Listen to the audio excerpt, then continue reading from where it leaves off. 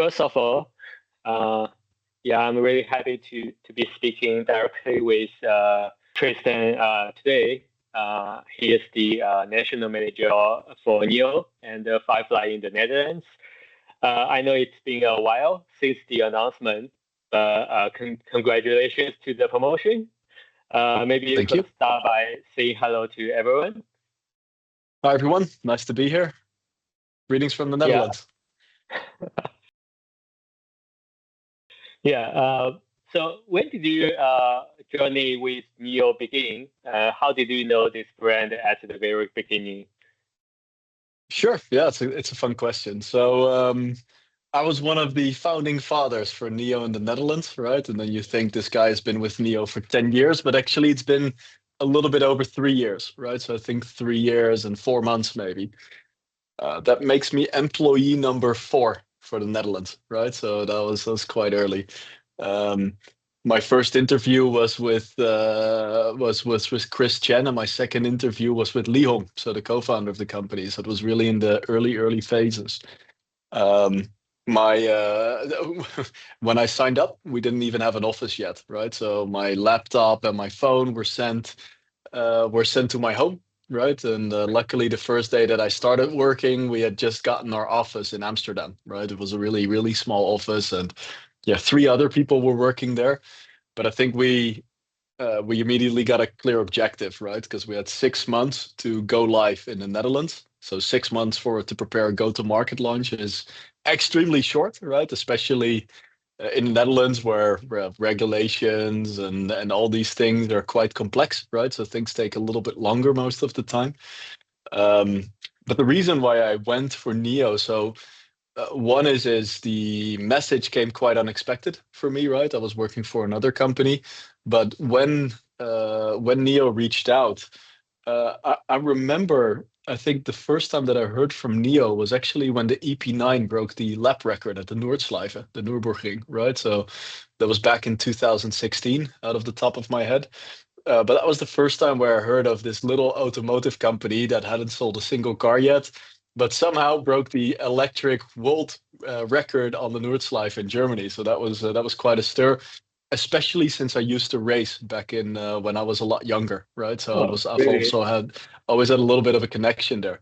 But I think what I love about NIO, and I still love, right, is the ability to adapt, right, and the speed at which everything progresses, which is really amazing. Next to the fact that our vehicles and what we stand for is really different, right? And it's not always the road of the least resistance, I think, right? Sometimes there's a lot of resistance for doing things very differently. But it is a very noble way to build a brand. And I think those are things that attracted me. So what I always said to myself the first day that I started is I would love to look over my shoulder behind me in 5 years' time and look at everything that we've done and built together, right? So and I think we've done and built a lot already, right? We're here, and we're still building.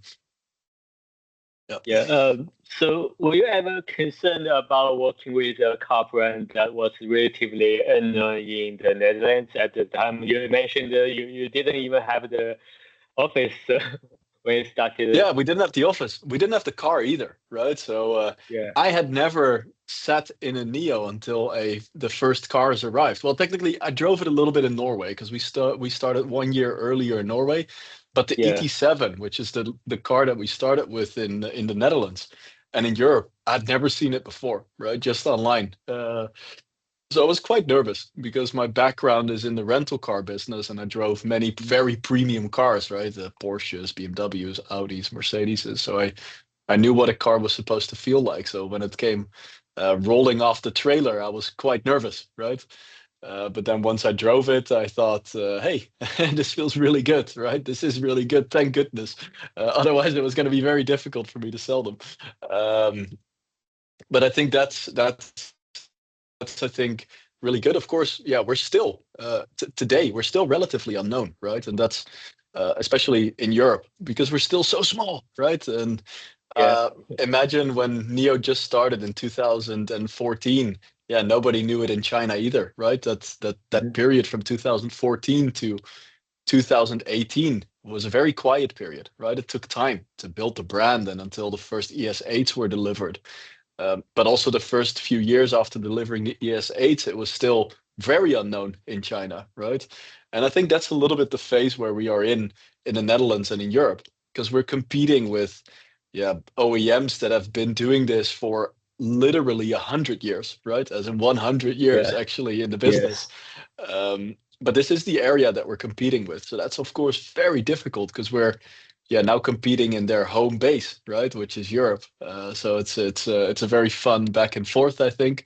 But we're still far from becoming one of the big ones, right? Because that really does take time. Yeah, slowly but surely. Yeah, I pretty much agree with that because I also interviewed the agent which gonna represent NIO in Singapore, and they have Yeah. like 120 years history. Yeah, it's Uh-huh. quite it's quite unusual to Chinese. I mean, they have no idea how long the history of the automobiles. Mhm. Well, so one Yeah, of I the think I think yeah. so. So one of the things just to add on there, right? So when I go to a birthday party of people that I don't know very well, and I say that I work for NIO, sometimes people say, "What is NIO?" Right? So that means for me that's a signal that we still have a lot of work to do, right? Still a lot of people need to get to know us. So and we're working really hard on that. Yeah, mention that because when searching you on like LinkedIn, and there will be another thing. I think it should be an institute Mhm. called NIO. Yeah, so, Yeah, so yeah, people yeah. usually get that mixed and get confused about that. So Mhm. yeah, it happens. Mhm. Still, Yep. it's all about the brand awareness. Absolutely. Yeah. Step by step, right? Especially in this very premium segment. It takes time. Yeah. So another question, just introduce myself a little bit. One of Mhm. the main reasons I started writing news about the news overseas expansion on social Mhm. media is that there are many common misunderstandings about how cross-border business is actually conducted. Right. Only few people has this experience. Yeah. So. Mhm. Um, Many people are aware of or don't fully understand the challenges involved. For example, the impact of having limited office or offline touch points on sales activities, Mhm. or the constraints around manpower. As far as I know, you only have like around 40 full-time employees in the Netherlands, That's it. plus two Yes. new houses and one new hub. So, could you Mhm. please share some of the difficulties you've encountered in your work? Sure. Yeah, of course. I think one we already touched on, right? So it's building brand awareness, but not just building brand awareness in a segment that is traditionally dominated by the big four, right? So BMW, Audi, Mercedes, and Porsche. These are the people that we need to get out of their car and experience a NIO. But these are also some very traditional people, right? They've been driving these cars for, well, maybe 30, 40, 50 years in some cases, right? So that is challenging. Next to that, I think, and that it goes for any company, right? You need to build things, and building things takes time, right? So of course, right now we have NIO House Rotterdam, NIO House Amsterdam, which especially NIO House Amsterdam, yeah, is a landmark for all of Europe, right? It's a beautiful building, and yeah, we can create such an experience for our users and visitors there. It's absolutely magnificent, and I really recommend if anyone's listening, do visit, right? It's really an experience you will not forget. And the NEO Hub, right, in Utrecht. That means that we can cover more or less 40 to 50% of the market, right, of the country.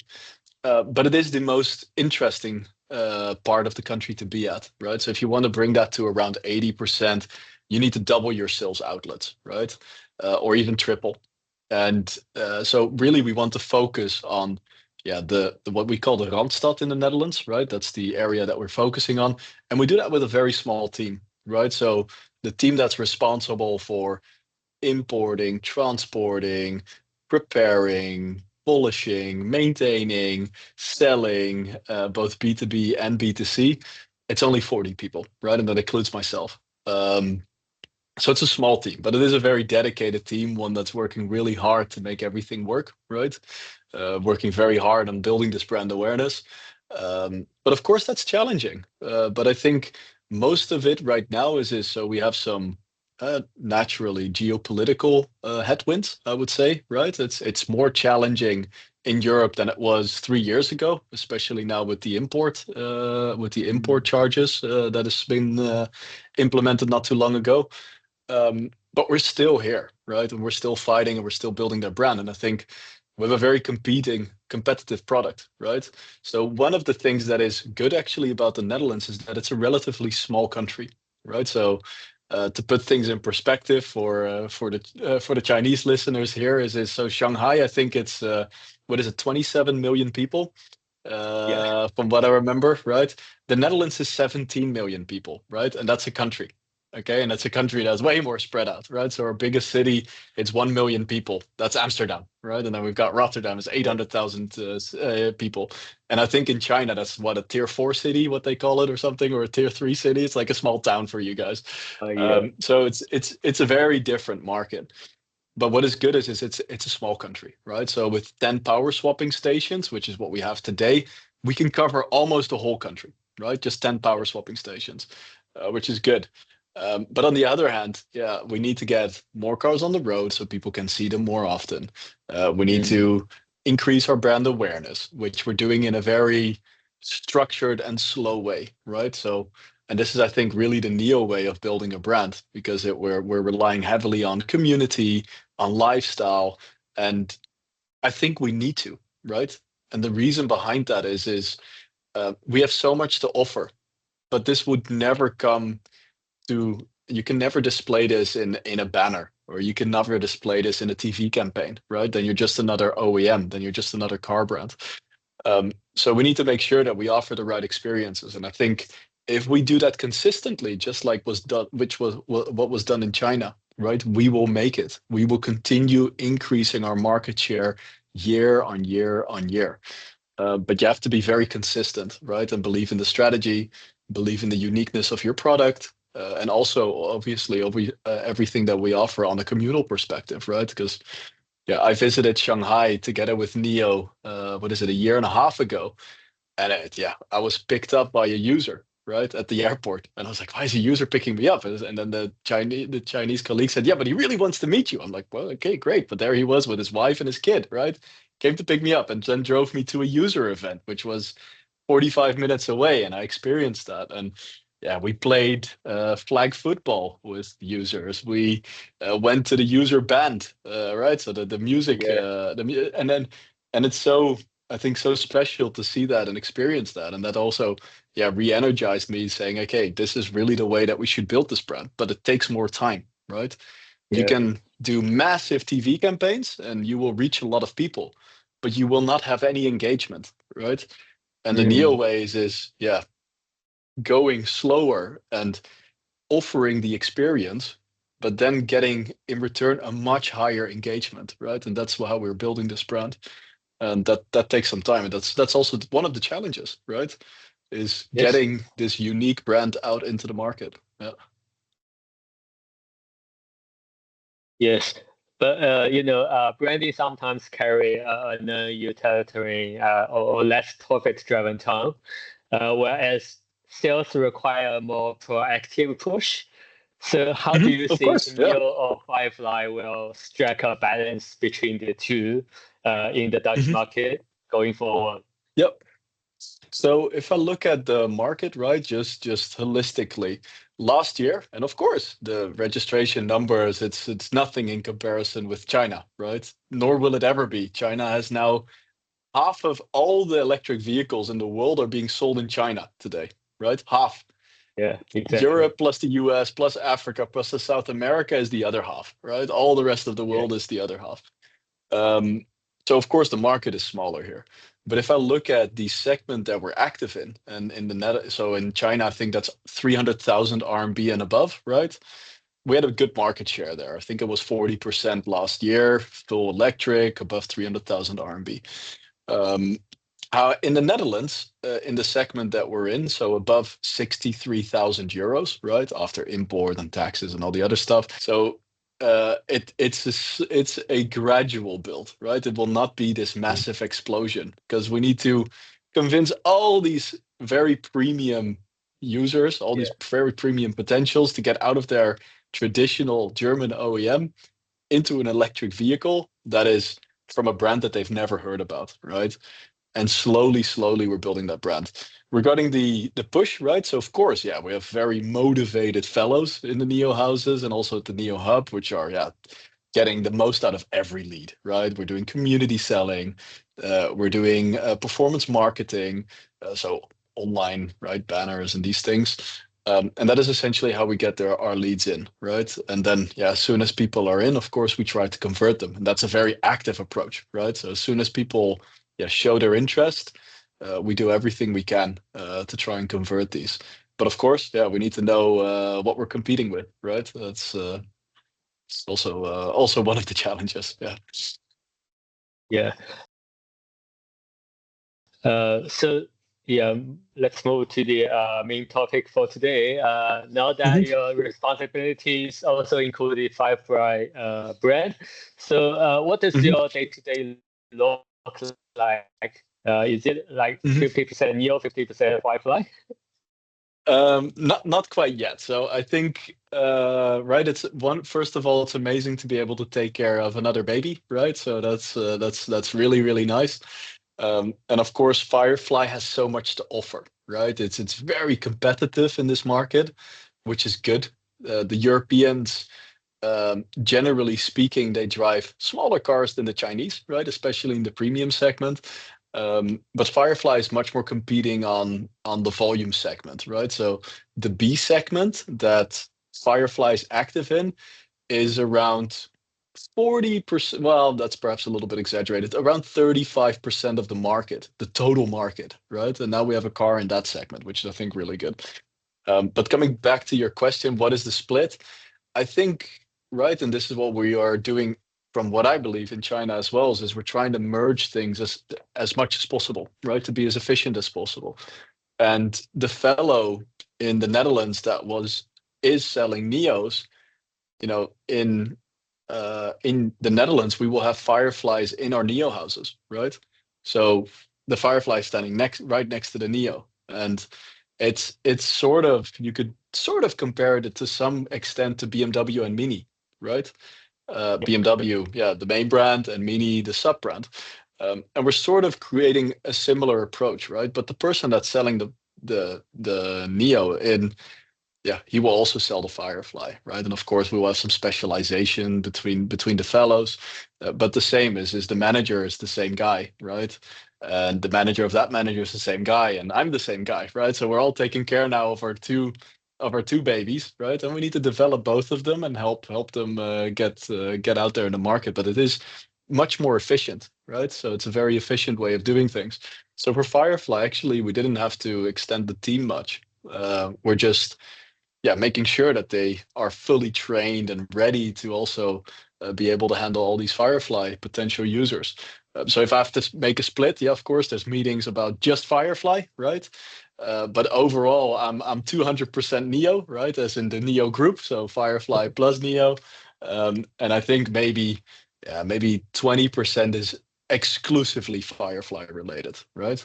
But most of it is focused on the strategy of our brand, NIO and Firefly in the Netherlands, right? So it's not 50-50. It's more my job is much more about the strategy towards the future for both brands. And so, well, I actually visited the Netherlands, Germany, France, and Belgium in February this year. And in Utrecht, I rented a NIO ET7 and drove through much of Germany. I could clearly feel that in these countries, the love for small cars isn't just about road conditions. It's part of the culture. So just like when I lived in Australia for about 12 years, people there have a special affection for pickup trucks, which we Mhm. call Utas. So how do you Yes. view that status of small cars in the Netherlands, especially the popularity of premium small cars, considering the price is also a factor? Yeah. Yep. Yeah, I think so every continent looks very differently at cars, right? Yeah. So China is quite big cars, generally speaking, bigger than European cars, right? Yeah, Um, somehow like so the uh, US. Yeah, a little bit like the US, but in the US, there's also a lot of pickup trucks, right? So you see Yeah, a lot of pickup trucks, and they modify them too to make them even wider with like four wheels in the back. And yeah, this is impossible in Europe. You will never see it. One, it's not allowed, right? Because they just get too wide or too big or too yeah, heavy.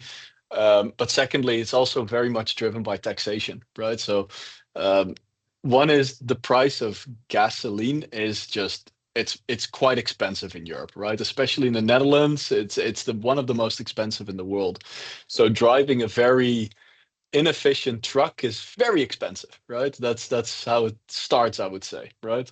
Then second to that, we tax based on weight of the vehicle, right? So a very heavy pickup truck will be taxed very, very heavy, right? So that's the monthly tax. Then the import tax is based on CO2, right? The big truck is very inefficient, so lots of CO2 taxation. So overall, there's like 4 or 5 reasons why you don't see these big, big pickup trucks in the Netherlands or in Europe. Not really, right? I think that's number one. Secondly, traditionally, even before all these taxations, it was mostly a sedan business, right? So it started with brands like Volkswagen, BMW, Audi. They started with Audi A1. They started with the Volkswagen Beetle, and this was trying to make mobility as accessible for everyone, right? And then slowly these more premium brands emerged. Um, I think right now, right, people look at mobility in the following fashion, right? So you essentially have two splits within the country. One is somebody really wants to have something for the experience, right? Nobody buys a Porsche or a Ferrari because it's the most practical car, right? It's definitely not. No, they want that car because they love that car, right? And the same goes for NIO, right? We have quite big cars. Um, and to move your family around, you don't necessarily need this big car, right? You really need to want it. It needs to give you a special feeling, right? So we're with Neo, we're in the segment of experience, right? We're in the I want to have this because it feels very good for me, right? Not necessarily because it's the most practical. Other than power swapping, right? Power swapping is lovely. You can drive all the way to the other end of China or Europe, and you never have to yeah, charge, right? Which is absolutely amazing. Okay. With Firefly, we're much more active in the segment. It needs to be practical, right? So of course it needs to look gorgeous. Nobody wants to drive a car which is not well, which is not pretty, right? If it's a very ugly car, people probably won't buy it, but it needs to look good, right? Well, Firefly looks amazing. That's number one. But secondly, and this is what we had the media test drive last week for Firefly, is it really is a space wonder. It's a space miracle, right? It's a B segment car, 4 meters long, yeah, but the space inside is amazing, right? It's so wide. It's so yeah, I'm 1 meter 93. I'm the typical Dutch guy. I'm very high, long, tall guy. And even in the Firefly, I can sit behind myself, right? So if I put the front seat, the driver's seat where I want it, and I sit behind myself, I still have space. Quite a lot of it, actually. I have head space, I have knee space. It's really comfortable to drive in that mhm, car, right? So it looks great. There's a lot of space, right? Because this is the first thing that people look at. So they have two kids, they have a wife or they have a husband, right? And they say, okay, if we go on holidays, can everything fit in here? Can the dog fit? Can the luggage fit? Can my two kids fit? And can we all drive to our holiday destination in a good way? And with Firefly, you can, right? And because it's so spacious on the inside and it feels good and it looks good and it drives good. And I think we're checking a lot of boxes of potential buyers because it starts with does my stuff fit, right? And with Firefly it fits. Even it's more spacious than some C-segment models, right? Which is like a whole category above it. And I think there we're competitive. We have the design, we have the space. It's really good, right? And it should tick all the boxes for many European buyers because it is smaller, right? We like smaller cars because they're more efficient, because they're cheaper, and that is driven by taxation, right? So I think if we remove all the taxation, many people would start driving pickup trucks, right? It wouldn't make me very happy, but probably that would happen, right? But it's not going to happen. Yeah. Yeah, probably, but still, pickup trucks are just too big to drive. I had this scenario in Germany, Berlin, because the parking lot was on the second floor, and They're small. I drove the ET7, and I just couldn't turn because there was a ramp, so I have to Yeah. drove that to the second floor, and I just couldn't turn. I saw a van, a Volkswagen van. Uh, Mhm. it was just easily past that. So I Uh, noticed that there was a curb. So I have to go through that curb, then I can turn. right. Okay. I drive the ET7 as well on a daily basis, and it is a big car, right? It's a big car. It's amazing. I love it, but it is a big car, and not every parking garage will facilitate it easily, right? What helps is that we have 36 cameras in and around the car, right? So you can zoom in on every last detail of your car and see what it's doing. So that really helps. But generally speaking, yeah, the Europeans, they like smaller cars, right? It's or they go for Yeah, smaller cars. But once again, taxation is everything, right? That's the magic word here. yeah. Yeah. So yeah, could you share a bit about the upcoming plans for the NIO and the Firefly brands in the Netherlands? Yep. For example, Hmm. how you plan to expand brand awareness and help more Sure. Dutch consumers get to know Firefly? Yep. Yeah, of course. So we've done the brand introduction around 2 months ago, right? So that's still Yeah, quite recent. And that was only inviting a few very selected media to see the car and sit yeah, inside. Last week, however, we had the media test drive, right? So yeah, we had the honor of being the first European country that has Fireflies, and we let other people drive it, right? Other than ourselves. We've been testing it ourselves a little bit already for a longer time, right? So I think yeah, that's where it starts, right? And right now we have a lot of positive reviews on YouTube, on automotive websites, from the media about the Firefly, right? So that's how it started. This was the real launch. They could experience it, they could drive it, and overwhelmingly positive responses everywhere. So that is the first step to a little bit of brand awareness, right? And now I think it's very important that we look at the consideration phase, right? So how do people tend to purchase these vehicles? And of course, we have a plan for that, right? So one of the most common channels in the Netherlands is through private leasing, right? So I know in China, it's really a buying market, right? You buy your car. You always buy your car. You don't lease it. You don't rent it. You just buy it, right? And it's very B2C driven. There's not a lot of company car fleets and these types of. It's really you decide to buy your car, right? And you might finance it. That's China, from what I understood, right? yeah. Norway is the same. Yeah, Norway is the same in that regard, right? They buy their cars. But the Netherlands and a lot of other European countries do it completely differently, right? So I would say 80% of all order intake in the Netherlands, right, comes from leasing. And with leasing, you have two options, right? One is a private lease, meaning you pay for it yourself, right? And the other one is you get the car from or by your company, right? And you lease it that way. So your company says, here's the car. You pay some benefit in kind taxation, because of course, sadly, it's not free. Everything is taxed.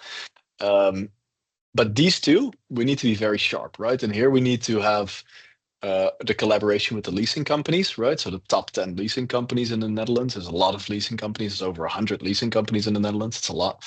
But the top 10 is really important, right? So those ones we are in talks with, or we have already completed talking with. So meaning we have contracts with them, meaning that people can order the cars through their platform, right? and then they can lease the car. So that is really, really important. And I think right now we're going to come online actually in the next week or so with a very attractive leasing offer for businesses, but also leasing offer for private users, right? And that will also boost our brand, right? People will see, hey, I'm getting a lot of value for money here, right? So that's really important. But secondly, of course, we're also leveraging our NIO houses, right? So in the NIO houses, we're actually receiving, more than 15,000 people per month, right? Which are all previously they could only see NIO, right? But we also know that, not everybody can get a NIO, right? You need to have a certain income, and then, but the Firefly is so much more accessible, right? And then Yeah. suddenly, those 15,000 people that visit us every month, where maybe 1% could drive a NIO, well, maybe 50% can drive a Firefly, right? So that's another way that we will be doing things. And of course, next to that, we will be conducting marketing activities. We'll be conducting road shows. We'll be attending a lot of different events. We're also inviting all our users, of course, our user base, to also experience the Firefly themselves. And what I also hear from the market already is a lot of users say, hey, this is the perfect car for my wife. This is the perfect car for my son or my daughter, right? So that's Yeah. also really fun to hear. Daddy or the mother drives the NIO, and the daughter or the wife drives the Firefly. So that's also, I think, really positive to see. But it's an all new brand to build. But I am looking for a lot of synergies between the brands, right? Between NIO and Firefly. These two need to work together to be successful. Yeah, I've read some of the reports by the journalists, as well as I share them on Chinese social media. And I know you have started user testing Yep, since yeah, just Monday. Monday yeah, we just started, Monday. right? So Yeah, that's very, very good. Yeah, recent. Yeah, that's 2 days ago. Yeah, yeah. yeah. So last question. Yeah, from Hmm. a more long-term and strategic perspective, do you Yep. think it is necessary to introduce a distributor model in Dutch market? Hmm. For example, NIO could focus on overall brand strategy and operations, while NIO Power concentrates on building the battery swapping stations. Hmm. Meanwhile, the distributor would be responsible for integrating the sales and after-sales network. So, yeah, Hmm. what do you think? Sure. That's a good question. I think a few things, right? There's a few layers to that question. One is, of course, we would love to expand our business within Europe, right? And right now, we're doing that through distributors. And the reason that for that one is we want to expand quickly, and the quickest way to expand is through established partners, right? However, if we look specifically to the Dutch market, it's quite a controlled market, right? Meaning we have a very good presence here in the Netherlands, and we're further expanding that, right? So right now for the Netherlands, we're very happy with our NIO houses, with the way that Power is performing, with the way that the team is performing. So no, not anytime soon for the Netherlands, right? But for the rest of Europe, I mean, we want to be active in as many European countries as possible. But of course, we need to do that in a way where we balance our cost structure, right? So yeah, given the current climate, it's good to do more volume in Europe. And then the logical ways is to work with established and renowned partners that can further help us do that, right? Yeah, but for the Netherlands, no, we are here with a direct-to-consumer model. We're very happy with that, right? And of course, there's many things that we can improve, just like we're improving on a daily basis in our Chinese market as well, right? And yeah, we will continue expanding, definitely. Yeah, I think that's for today. So, yeah, Of course. well, Yeah. thank you for No. your time. Of Yeah, course. it Yeah. was a Nice pleasure to talking to you. interview you. Yeah. Are you visiting I Europe hope, anytime soon? hopefully, not sure, because last time I went to Europe because of my wife, she had the business trips there. So, Okay. Oh, that's nice. All right. All right. Well, if you're ever around, come visit, right? You're more than welcome to, and we can take a cup of coffee face to yeah, face. Okay. sure, Is that a sure. good idea? Yeah, yeah, yeah, Perfect. good. Thank you so much. Let me know Yeah, what you put and online from this. hopefully we could have more. Looking forward to it. Yeah. Hopefully, we could have more opportunities to connect once Firefly begins deliveries. Of course, yeah, that'd be great. Yeah, you're more than welcome to visit. 100%. Okay. Thank Yeah, you. thank you so much. Have Have a a good great day. day. Bye bye. Bye.